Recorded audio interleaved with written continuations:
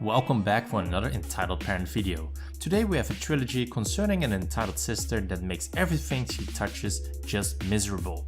Have a listen for yourself. Entitled Sister-in-Law from Hell Chapter 1. I could write a whole novel on this piece of work, and if people want, I will post more stories. I speak English and I am on desktop. There won't be as much back and forth dialogue here because this was a whole effing experience that lasted months. Cast: E.S. Entitled Sister-in-Law, W. Girlfriend, wife, M. Me. This all started shortly after wife and I started dating. We were both in the military and I just moved off base. She was living with me but technically still lived in the dorms.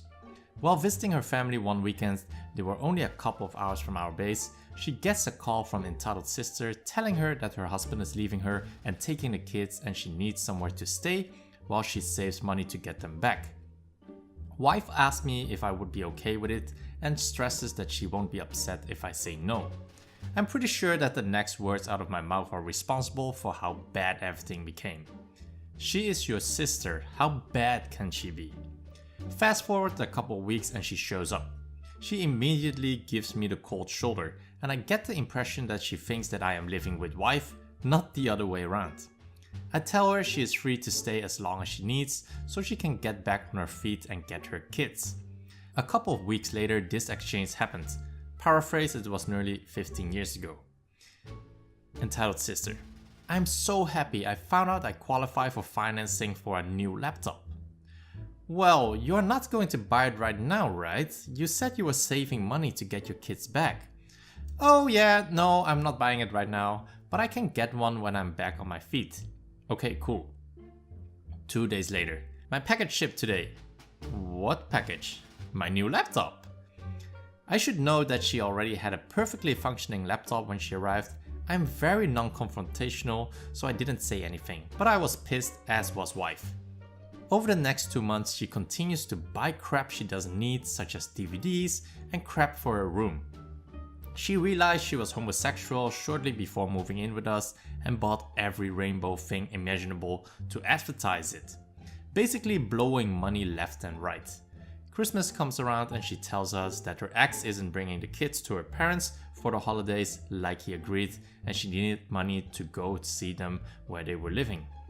Us being the easily manipulated smugs we were at the time gave her $250 to go.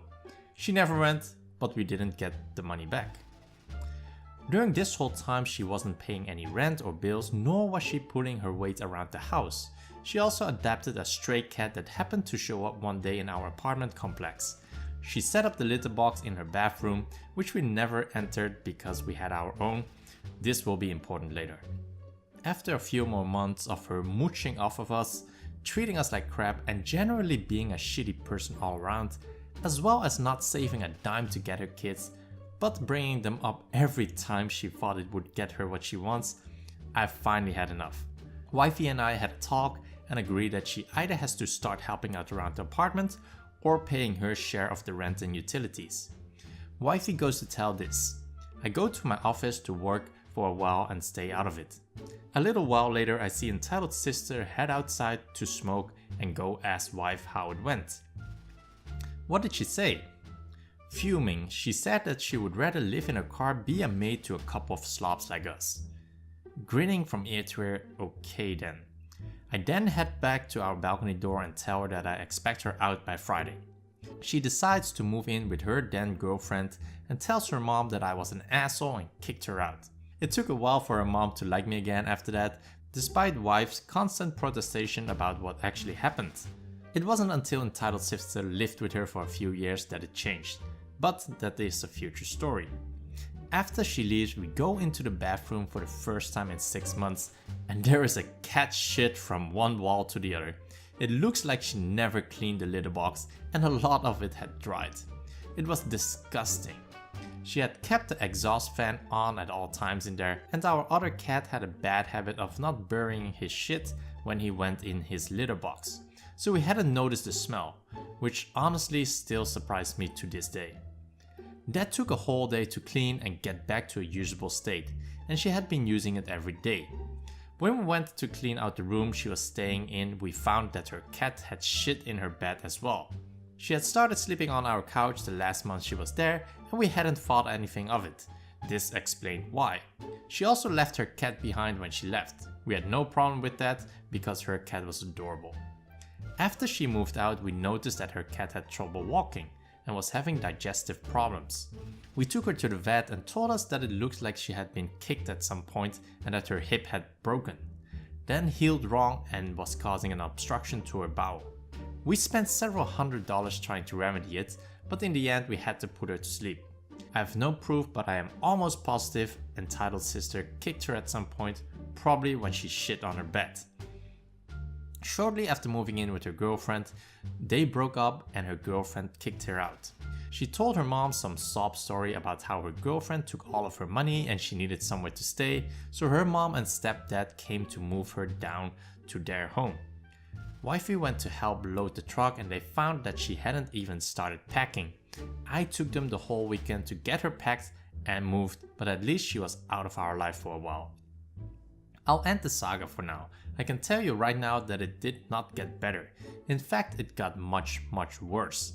And in the end, we actually helped our ex-brother-in-law get full custody over their 2 kids. During that process, we found out that she already had the kids when she called wife to ask for a place to stay. Then called her ex and told him to pick them up or she is dropping them off at the fire station and she was going to live with her sister. Entitled Sister-in-Law Chapter 2. I've had a few people asking already for the next chapter in this saga, so here it goes. I'm going to summarize a large portion of her time living with her mom because I wasn't there and there was no single holy crap moment, more of a culmination of small things.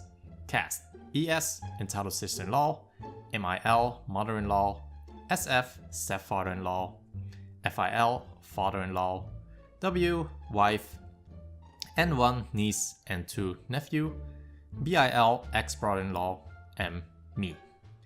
Entitled Sister moved in with mother-in-law. She can't hold a job for more than a few months, and it is always because of someone she works with. Everyone is out to get her, blah blah blah blah blah. She treats mother-in-law and stepfather like her personal servants and effing drains their savings in the process. Mother-in-law is very non-confrontational, and while she doesn't like how it's going, she can't bring herself to stand up to Entitled Sister. Stepfather has troubles with his own kids and doesn't want to butt in, but isn't happy either. Cue perfect shitstorm for her to manipulate the crap out of both of them. During this time, brother-in-law gets remarried to what turns out to be an absolute harpy. Kids aren't happy there, he sorta checks out due to how bad it gets. So kids come to live with Entitled Sister during the school year in the same small home. During this time she doesn't take care of them. Mother-in-law and stepfather do. They are only allowed outside to play when someone is with them due to mother-in-law fear of them falling in the pool, and Entitled Sister yells at them constantly to be quiet when inside. They both are less than 10-year-olds at the time. One summer, Entitled Sister just ups and decides to move in with father-in-law after he went through another divorce and drains his savings as well. After a few months, she just decides to move back in with mother-in-law without telling father-in-law or her work. First, he finds out about it when her work calls him concerned. Father-in-law is a piece of work himself, so I don't have any sympathy for him. We don't have any contact with him anymore. She moves in with a girlfriend for a while, but it falls apart and she moves back in with mother-in-law. Entitled Sister decides to go back to school to study psychology, and then when mother-in-law is getting sick of her shit and about to drop the hammer on her, she suddenly develops serious schizophrenia symptoms. I am not saying that she doesn't have it, but the timing was very convenient and she went from zero to full-on hearing voices and making up crazy stories overnight.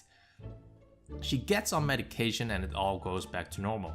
But of course, now mother-in-law is even more timid about confronting her. She starts to gain weight due to the medication and tries to get her doctor to give her different medication that won't cause her to gain weight. But doctor says no. She calls wife saying she is going to kill herself because she would rather be dead than overweight. Wife calls her doctor, who relents and gives her the other meds. Entitled Sister calls wife to gloat about getting what she wanted. During this whole time, she adopts a dog, a prairie dog, and her son gets iguana. Mother-in-law and stepdad end up adopting the dog from her.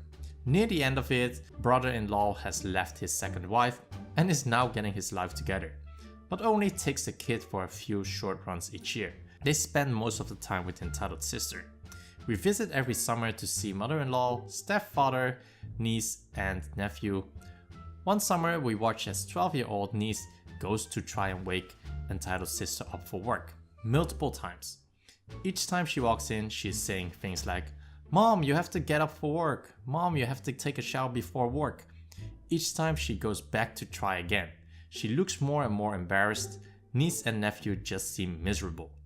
They aren't doing great in school and it is bad all around. Shortly after that summer trip, entitled sister gets a wild idea. She knows that mother-in-law is about to kick her out, so she decided she is going to move to the city we live in. We make it clear that under no circumstances will she be able to come live with us. The kids are welcome, but not her. We do everything in our power to talk her out of it, but she is dead set on it. In the end, we decide to help her move because if we didn't, my aging stepfather and mother-in-law would and probably hurt himself. They move down and for about a year everything seems great. The kids like the school and are making friends and good grades. She seems to finally have her priorities straight and is holding a job. I start to think maybe she has pulled her head out of her ass. Spoilers, she hasn't. I detail what happens after she moves to our city in the next chapter. There is a lot. Entitled Sister-in-Law Chapter 3 Final. Okay, this is going to bring us to the end of the saga. Right now we have zero contact with entitled sister, with her youngest graduating in a few weeks. We hope to never hear from her again.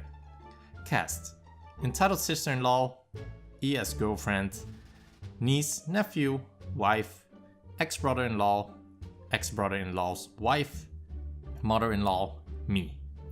At the end of our last chapter, it looks like entitled sister had finally gotten her act together. For roughly a year she seemed cool. We were hanging out with her regularly, the kids were doing good in school, she was holding down a job, all good. The only downside was that she would drop her kids off with us for the weekends on a regular basis without warning. This only made planning our life a bit difficult, but we loved having niece and nephew over because they are great kids. Wife would also pick up niece from school each day because their schools were too far apart for entitled sister to get both of them. After a while we started to notice things. The kids would eat us out of house and home every time they visited. They were teenagers, so this wasn't immediately recognized as a problem. The kids would be happy and carefree when visiting us, but the second their mom showed up, they just seemed to shut down. Our son spent the night a few times with my nephew and told wife that entitled sister was mean and was always yelling at everyone and that he was scared of her. Then the overt shit started happening. One day while we were all at the park, nephew and I were chasing each other around with Nerf guns and swords and we were outside her view. She starts screaming bloody murder for him to get back over where she was and proceeds to start cussing him out. While standing next to the populated toddler playground, niece leans over to wife and tells her that she is always doing stuff like this. Niece starts to confide in wife that entitled sister is not buying food, but is buying expensive jewelry for girlfriend. Entitled sister also bought a bow flags for some reason and a number of other things they didn't need. She apparently threatened to kill nephew's iguana and nephew asked if he would get in trouble if he had to defend himself if entitled sister tried to hurt him. Entitled sister also develops a habit of leaving the kids alone in their apartment over the weekend while she goes off to stay with girlfriend. One night while she is out the breaker for the heater froze, it is the middle of winter and getting really cold at night. When the kids call her, she tells them to sleep in the living room and she would take care of it next morning. Mind you, I live less than 5 minutes away and all she had to do was call me and I would have fixed it. One day she decides that they are all going to move in with girlfriend in the next town over. This is in the middle of the school year, the kids are obviously not happy about it. We offer that the kids could stay with us for a few months so they could finish the school year and then move in with her. She says that she likes that idea and that she will ask the kids if they want to. She does, and when they say they do want to do that, she goes off on them telling them that they don't love her and how terrible they are for not wanting to be with her, etc. Niece is stressed out now because she is doing really good and is scared she will not be able to graduate on time if she has to change schools. She decides to try and talk to Entitled Sister again while they are visiting us. Entitled Sister again berates and yells at her. Niece comes out to my garage where I am to get away from her and has a breakdown. I ask if she has her brother-in-law's phone number, which she does, and I give him a call. The call goes like this. Entitled Sister is making the kids' life hell and is moving them up to where her girlfriend is. Niece is scared she won't be able to graduate. You know what happened before with my ex? Are you sure that I am a better option than Entitled Sister? Just by the fact you are asking that question, yes. Okay, I'll see what I can do. Turns out that brother-in-law's employer had an office in our town and was friends with the company owner. He is given the option to transfer here, but waits until he can save up the money to get an apartment. We all plan on that following summer. The kids know what the plan is. They end having to move that school year, but when they go to visit brother-in-law over the summer, he brings them to our house. The plan is for them to live with us while he moves up here. This allowed them to be re-enrolled in their previous schools. Everything goes exactly as planned. The kids are of the age that they can pick what parent they want to be with, and so they want to be with their dad. When they won't leave with Entitled Sister and girlfriend at the end of the summer, she loses it, calls the cops, and drama ensues. Cops talk to the kids and allow them to stay with us. Court date for custody comes and she doesn't even show up, so brother-in-law wins by default. Kids live with us for about 6 months total. Brother-in-law gets an apartment in town first and they live there together for about 6 months. Then he surprises us by buying a house in the same subdivision that we live in with his then girlfriend, now wife. For the last few years, brother-in-law's wife has been a better mom to those kids than Entitled Sister ever was. Niece had some fallout from all of the mental abuse that I won't go into, but it is now very well adjusted. Graduated high school early and is in college. Nephew graduates in a few weeks and is joining the Army National Guard and is planning to go to college to become an EMT.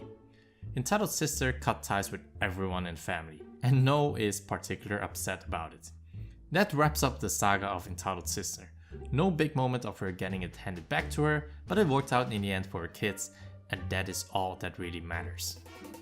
So those were the stories for today's video. If you enjoyed this video, a like would be highly appreciated. It really does help my channel out. Also, if you enjoyed this and want to stay up to date on the latest videos, then don't forget to subscribe. Thanks for listening, and I will see you in the next video.